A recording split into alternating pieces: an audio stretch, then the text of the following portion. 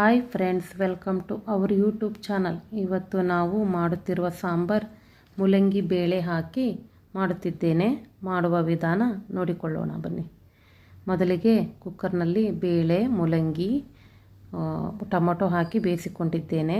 3 whistle. ಬೇಕಾಗುವ ಸಾಮಗ್ರಿಗಳು: ಕೊಬ್ಬರಿ, ಟೊಮೊಟೊ, ಹುಣಸೆಹಣ್ಣು, ಈರುಳ್ಳಿ, ಕರಿಬೇವಿನ ಸೊಪ್ಪು, ಬೆಳ್ಳುಳ್ಳಿ, ಧನಿಯಾ ಪೌಡ್ರ್, ಅಚ್ಚ ಖಾರದ ಪುಡಿ ಹಾಕಿ ಒಂದು ಪಾತ್ರೆಯಲ್ಲಿ ಈರುಳ್ಳಿ, ಕೊಬ್ಬರಿ, ಟೊಮೊಟೊ, ಬೆಳ್ಳುಳ್ಳಿ, ಕರಿಬೇವಿನ ಸೊಪ್ಪು ಹಾಕಿ ಫ್ರೈ ಮಾಡ್ತಿದ್ದೇನೆ. ಎಣ್ಣೆ ಹಾಕಿ ಫ್ರೈ ಮಾಡಿಕೊಳ್ಳಿ. ಫ್ರೈ ಮಾಡ್ತಾ ಇದ್ದೇನೆ ಫ್ರೆಂಡ್ಸ್. ನೋಡಿ ಆಗಿದೆ.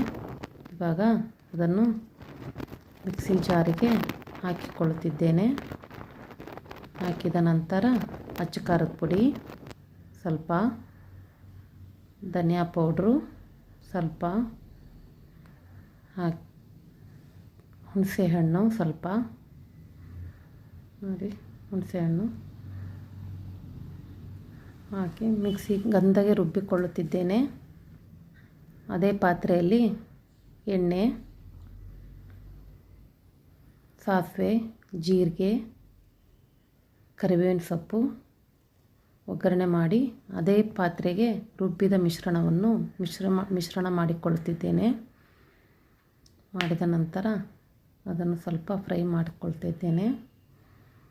ಬೇಯಿಸಿಟ್ಟುಕೊಂಡ ಮೂಲಂಗಿ ಬೇಳೆಯನ್ನು ಹಾಕುತ್ತಿದ್ದೇನೆ. ಹಾಕಿದ ನಂತರ ಸ್ವಲ್ಪ ಮಿಕ್ಸ್ ಮಾಡಿಕೊಳ್ಳುತ್ತಿದ್ದೇನೆ. ಅದಕ್ಕೆ ಸ್ವಲ್ಪ ನೀರು ಹಾಕಿ ಮತ್ತೆ ಮಿಕ್ಸ್ ಮಾಡಿಕೊಳ್ಳುತ್ತಿದ್ದೇನೆ. ಹಾಕಿದ ನಂತರ ರುಚಿಗೆ ತಕ್ಕಷ್ಟು ಉಪ್ಪು ಹಾಕುತ್ತಿದ್ದೇನೆ. ಉಪ್ಪು ಹಾಕಿ ಮುಚ್ಚಳದಿಂದ ಸ್ವಲ್ಪ ನೋಡಿ ಈ ಥರ ಬರಬೇಕು. ಆಮೇಲೆ ಮುಚ್ಚುತ್ತಿದ್ದೇನೆ.